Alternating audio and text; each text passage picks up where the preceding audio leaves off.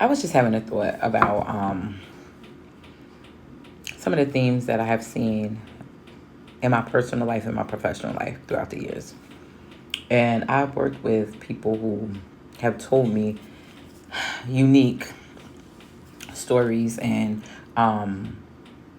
concerning things about the challenges they've experienced. I've worked with kids who have seen their parents engage in domestic violence, substance use, prostitution. Um, I work with a kid who unfortunately saw her father unalive her mother. And I work with kids who don't even know who their parents are or where they are. Um, and it made me think of an adult that was telling me, like, I never met my father. I don't know who my father is. And I've heard that often, unfortunately. So it started my train of thought of who decides that a kid doesn't deserve this information, or at least an explanation as to why they're not being provided with that information.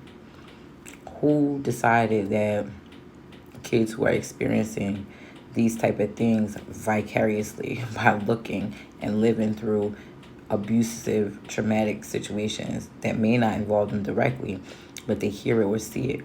Who decided that they shouldn't talk to somebody because we don't want nobody knowing what's going on in our house? Sometimes we see people for who they used to be. We see people for who we want them to be. We see people for their potential of who they could be. And we are not paying enough attention to who they are right now today. And then taking that step further and saying, why and how?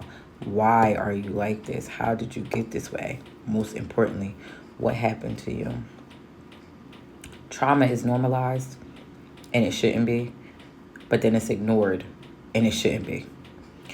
There are things that have happened throughout time that people would not describe as traumatic events that were. You have, certain people who was just dismissed regardless, and so no one cared about how they feel, and most importantly, no one cared about how they specifically made that person or people feel. I beg you to assess and address. I keep saying it because I want you to just take a scan of your life, and in a way that's comfortable for you, I want you to start developing a deeper understanding about how the things that happen to you connect to who you are. This happened to me or in front of me. And because this thing happened, I feel this way about certain people. I don't connect with certain people because I have challenges in my relationship with myself and others, because I gravitate towards the same type of people. Because do you ever notice that sometimes the people you date is like the same person in a different face and a different body? Personality is the same. Or the person in your family that you have the most issues with, you find that same person in a friend. You find that same person in a partner. You find that same person at your job. You have to learn how to deal with that personality, how to deal with those challenges in a healthy, appropriate way without losing your shit.